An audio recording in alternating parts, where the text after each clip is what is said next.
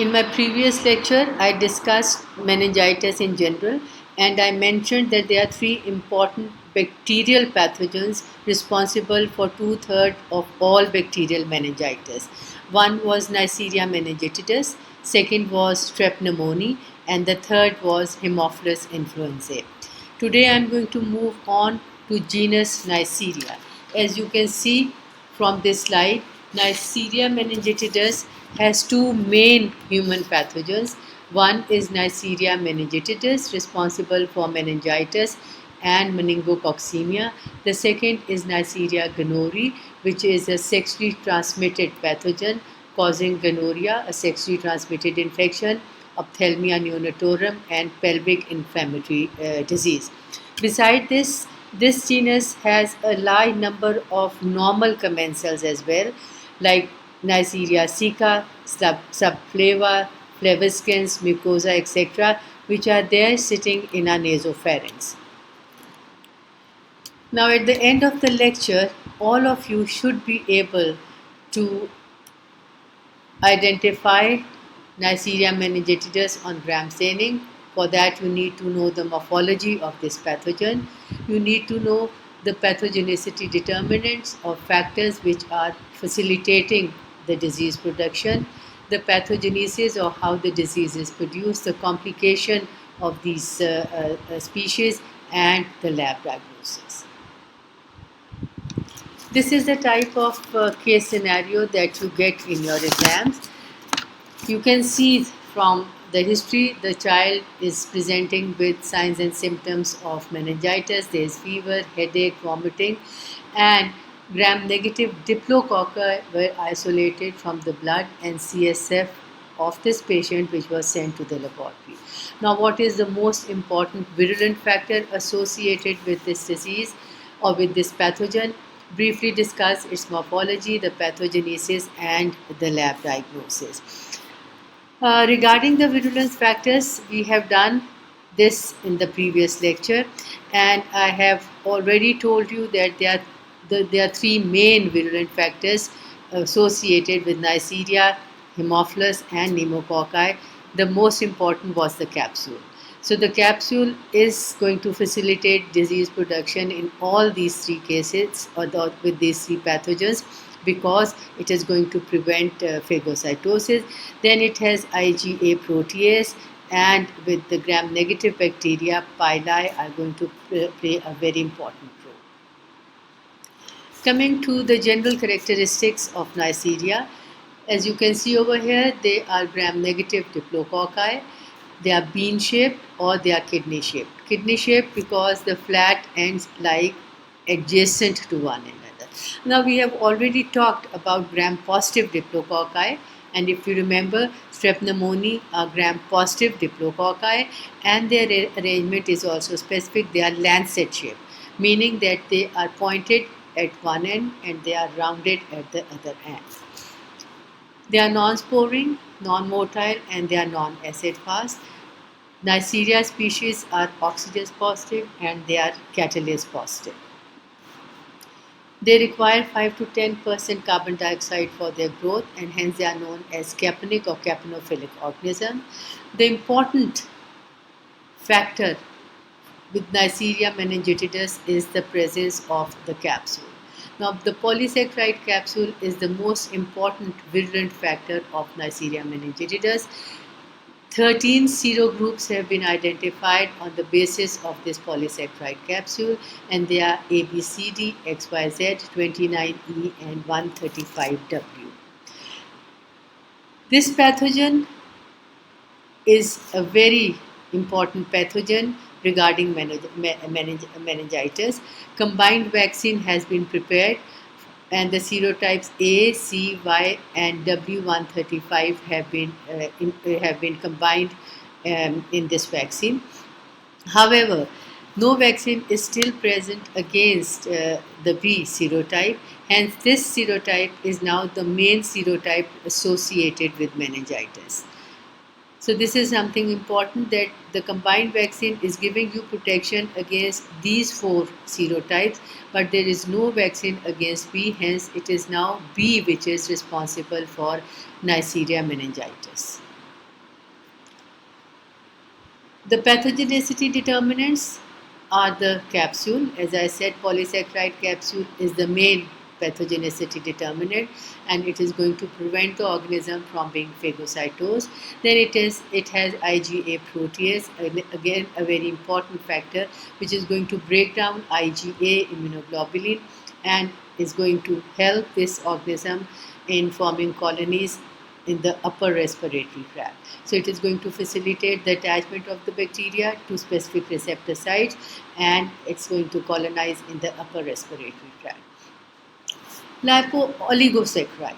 Now we have been talking about lipopolysaccharide in the enteric bacteria, which we have discussed, but this organism has oligosaccharides, and these oligosaccharides and the lipopolysaccharide both contain lipid A, but the oligosaccharide contains less sugar and has a lower molecular weight as compared to the lipopolysaccharides, which contains large repeated sugar side chains. And these oligosaccharides are going to bring about extensive vascular damage, and it is going to release lipid A, which is a potent endotoxic, which has potent endotoxic activity, and it is going to lead to fever, shock, DIC, etc. So you get an MCQ on lipo-oligosaccharide over here, which is characteristic for Neisseria species, but it is not seen with other organisms, gram-negative bacteria. It's a human pathogen. The carrier rate in children can be as high as 30%, 5 to 30%. The peak incidence is seen between 6 months to 2 years. Again, this is the period when the maternal immunoglobulins are being weaned off, and the child starts producing his own immunoglobulins. The mortality rate, if the patient is not treated, can be even 100%. Coming to the pathogenesis of Neisseria meningitidis, this organism is inhaled, it goes and settles down in the nasopharynx, and it gets attached to the epithelial cells by means of its pili. It starts multiplying over here, and then its colonization in the nasopharynx. The organism can then invade the respiratory epithelium cell, and it is carried into the bloodstream. From the bloodstream, it can be carried to the meninges or in the CNS, where it is going to produce meningitis.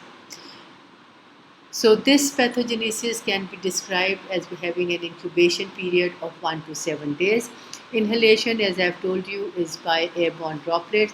So organism is going to get attached to the upper respiratory tract by means of their pili. They start multiplying over there, colonizes over there in the nasopharynx, and then it invades the respiratory epithelial cells.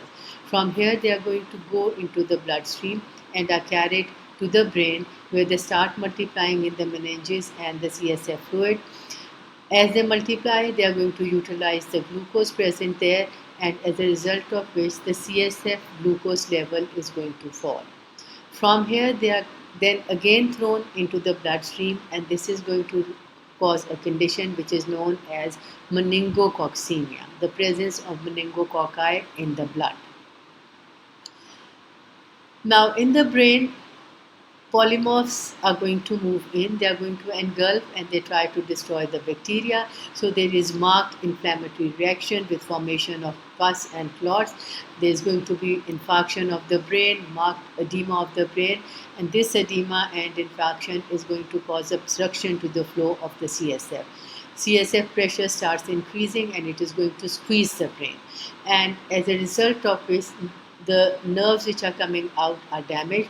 So the patient may present with hearing loss, or there may be vision loss, motor nerves may be involved, leading to paralysis. So in other words, this meningococcal meningitis is going to leave behind some residual effect. Coming to the complications of this pathogen, endotoxic shock. Now, when this Neisseria is sown in the bloodstream, it undergoes autolysis and releases the lipid A or endotoxin in the bloodstream. And this endotoxin is going to bring about the gram-negative endotoxic shock, in which there is going to be marked vasodilatation, fall in blood pressure, the patient presents with shock, DIC, fever, etc. All the signs and symptoms of endotoxic shock would be seen. Then you see these petechial hemorrhages. And this is because Neisseria go and gets lodged into the tiny blood vessels or the capillaries. It breaks down these capillaries, and as a result of which the blood starts coming out, and you see that blood as in form of these petechial hemorrhages. You can visualize the petechial hemorrhages very commonly associated with meningococcemia or with meningococcal infections. Then we have a very important complication on which you are asked about in your exams. You get a part of your SEQ on this, or you do get this as part of your MCQ. Waterhouse Friderichsen syndrome. This syndrome is due to excessive bleeding in the adrenal glands. These are the kidneys, and you can see on the top the adrenal gland. You can see bilateral adrenal hemorrhages. There is bleeding into the adrenal glands, leading to failure of adrenal glands. And this is going to result in fever. There will be DIC, endotoxemia. There's going to be purpura. You can see purpura over here. And the patient may go into shock. There could be renal failure, or they might be organ failure. So this is something very important. It is a very important complication of Neisseria meningitidis, and it is because of bilateral adrenal hemorrhages. You can see this hemorrhages over here and necrosis. Besides this, the patient may present with arthritis, they may have epilepsy, they can lead to brain damage or pneumonia. Another important complication is intermittent showering of meningococcal from the infected meninges into the brain, and that condition is known as meningococcemia. When there is meningococcemia, these organisms undergo autolysis in the bloodstream, and they are going to produce endotoxic shock. So there is going to be disseminated meningococcemia. You can see the joints involvement over here. Excessive bleeding can be seen, and you can see these petechial hemorrhages on the leg or on the body of the child. So these are very important complications. You can get a full question on complications. That is why I'm going to finish over here. So please go through these complications and then answer the MCQs. You have to attempt all the MCQs before you mark yourself present. 11 years old girl presenting with signs and symptoms of meningitis. The blood pressure is 60/20. Several petechial hemorrhages were seen, and gram-negative diplococci were identified in the CSF. Which of the following is the most likely to cause these symptoms? Fever, hypotension, and petechial hemorrhages. You have to find the answer from the options which are given below. The second MCQ is a previously healthy male. Now the male or this patient did not have any other comorbidities and is a young previously healthy male admitted into the infectious disease ward. He has fever, neck stiffness, and maculopapular rash, and is found suddenly dead within a few hours of admission. What is the likely cause of his death? So look at the options and give the correct answer. The major virulent factor in Neisseria meningitidis is, we have discussed this both in this lecture and in the previous lecture as well. Failure of adrenal gland due to bilateral adrenal hemorrhages lead to DIC, purpura, shock, organ failure, and this is a characteristic feature of which of the following syndromes? Please go through this properly and then attempt the questions. Thank you.